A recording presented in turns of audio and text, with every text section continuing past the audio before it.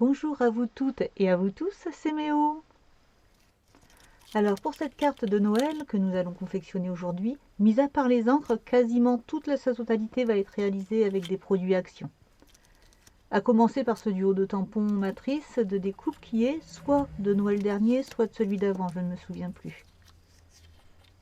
À droite, vous pouvez voir les formes de boules de Noël que j'ai coupées à l'avance, sous lesquelles j'ai placé déjà de la colle repositionnable.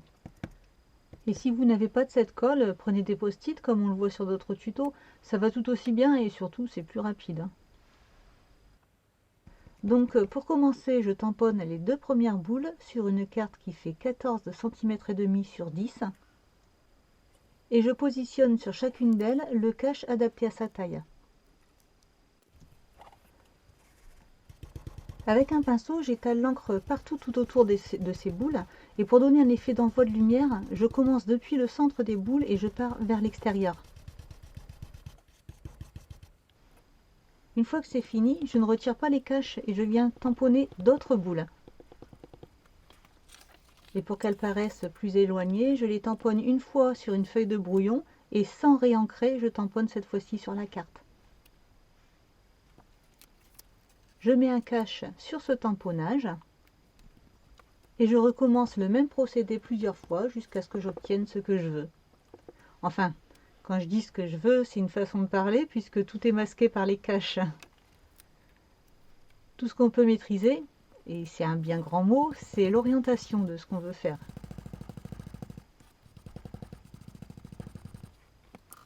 Alors, l'encre que j'utilise, vous l'avez vu, c'est de la Distress Oxide. Et pour la couleur, comme d'habitude, je ne sais pas le prononcer, alors je vous l'écris. Pour la carte, j'ai pris le cardstock Texture Lin de chez Action et je travaille sur l'envers du côté lisse. Là, vous me voyez soulever un cache. Je fais ça juste pour m'assurer de ne pas tamponner deux fois de suite le même tampon. Comme ça, j'ai pas toujours les mêmes l'un à côté de l'autre. Ben oui, j'ai pas de mémoire, alors je triche, je regarde.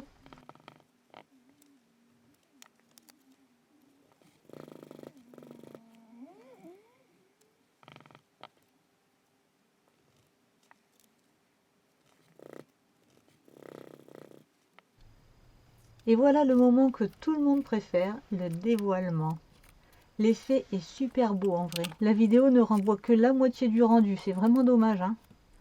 Mais faites-le chez vous sur une feuille de brouillon ou dans un cahier d'essai, vous allez voir, c'est magnifique. Maintenant, je décide de mettre un peu plus en valeur les boucles des boules de Noël. Donc, je récupère un peu d'encre avec un pinceau à réservoir d'eau pour coloriser ces parties. Et comme l'encre n'est pas encore sèche sur la feuille de brouillon, j'en profite, je la ponctionne directement dessus. Maintenant, regardez bien, je vais faire une grosse bêtise. Je trouve que ce n'est pas assez en valeur. Je décide donc d'ajouter un peu de gris pour foncer ce rose. Et regardez-moi ce travail, une belle grosse tache grise. Bon, c'est pas grave, hein, je remets un peu de rose. Et là, c'est le pinceau qui me sort une jolie goutte. Alors, j'essaie d'éponger, et vous connaissez l'effet de l'eau sur la Distress Oxide. Bah oui, j'ai une tache encore bien plus jolie. Du coup, je ne touche plus à rien.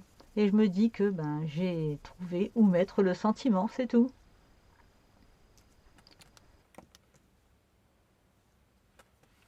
Donc, je ne perds pas de temps.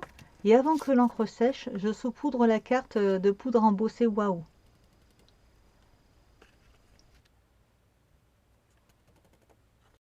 Et je la fais fondre au Ingen.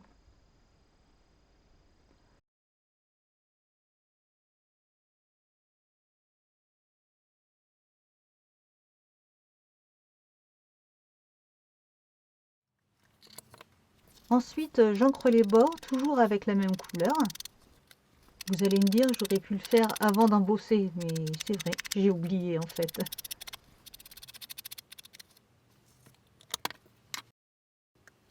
Et je colle la carte sur son support. Et ce support est découpé dans le même cardstock que la carte, mais cette fois-ci je colle la carte sur l'endroit du support, côté relief.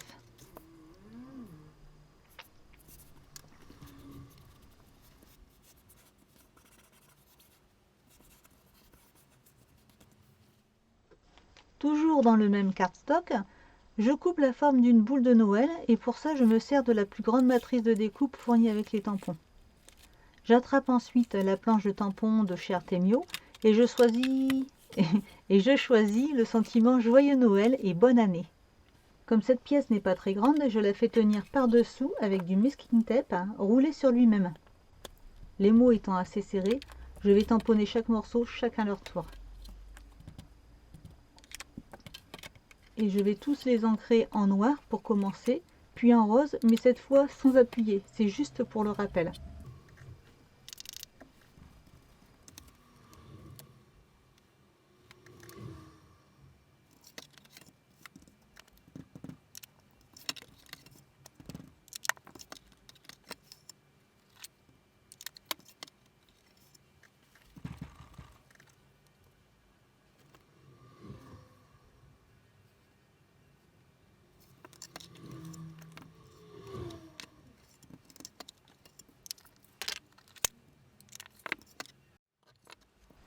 J'ancre tout le tour de la boule, et toujours avec le même rose.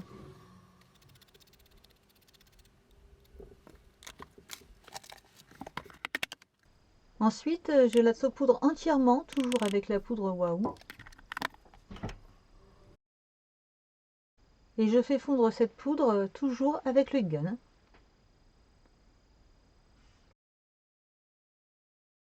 Et comme je le disais tout à l'heure, sa place est déjà toute trouvée. Merci la bavure. Donc j'en colle la boule et je la place là où elle doit être. Pour la décorer, je vais lui faire un joli petit nœud. Donc pour ça, je prépare 2 longueurs de ruban, un ruban large et un ruban fin. Et au passage, j'en profite pour remercier mon amie Angélique qui m'a gentiment offert le lot de ruban fin que vous voyez. Et ça, parmi un tas d'autres choses. Hein. Alors, un grand merci Angélique et je te fais plein de bisous. Bisous, bisous.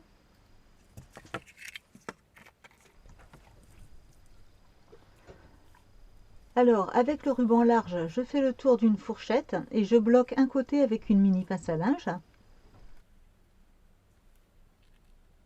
Je glisse ensuite par derrière le ruban le plus fin entre les 2 dents centrales de la fourchette, puis je passe devant le ruban large et je l'insère encore entre les 2 dents centrales. Il me reste à faire un double nœud bien serré avant de retirer la mini pince à linge et la fourchette.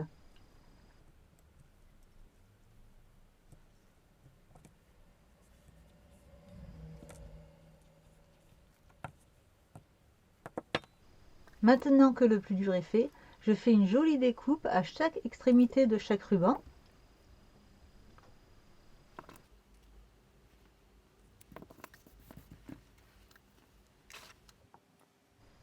Et pour éviter que les rubans partent en lambeaux, je me sers d'une flamme en prenant bien garde qu'elle ne touche pas les rubans. La chaleur de cette flamme suffit amplement pour la soudure des fibres synthétiques. La flamme, elle, ne fait que brûler cette fibre, en la soudant bien sûr, mais surtout en lui donnant une sorte de boule fondue pas très jolie. Une fois ce joli petit nœud terminé, je le place sur le haut de la boule à l'aide d'une pastille de colle.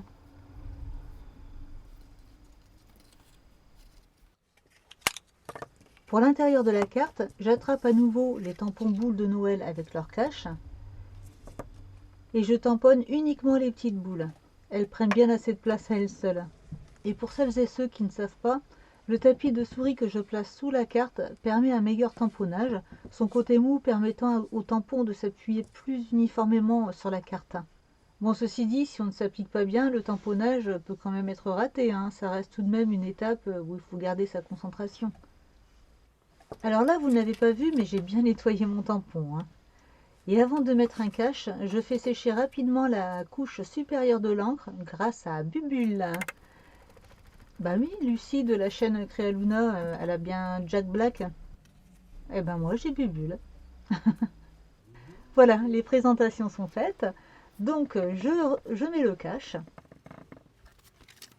Et comme pour la carte, pour la deuxième boule, j'applique le second tamponnage uniquement. Et je laisse sécher tout ça, le temps d'aller boire un café. J'ai choisi quelques sequins qui viennent de chez Action, toujours, et je les ai pris dans des tons roses et gris. Et maintenant que je les ai placés au mieux, je veux dire à mon goût, je peux les coller. Enfin, s'ils veulent bien.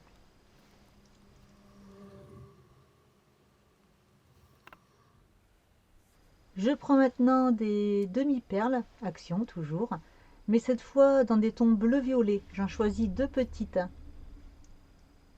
Et là, je suis ravie, ça fait vraiment la petite touche finale qui manquait. Voilà, ce tuto est terminé. J'espère vraiment qu'il vous a plu. Et si c'est le cas, pensez à me mettre un pouce bleu, ça fait toujours plaisir. Et pour ne pas rater mes autres vidéos, abonnez-vous. Et comme d'habitude, si vous avez des questions, n'hésitez pas. En attendant, passez une très bonne journée, scrapez bien et à bientôt!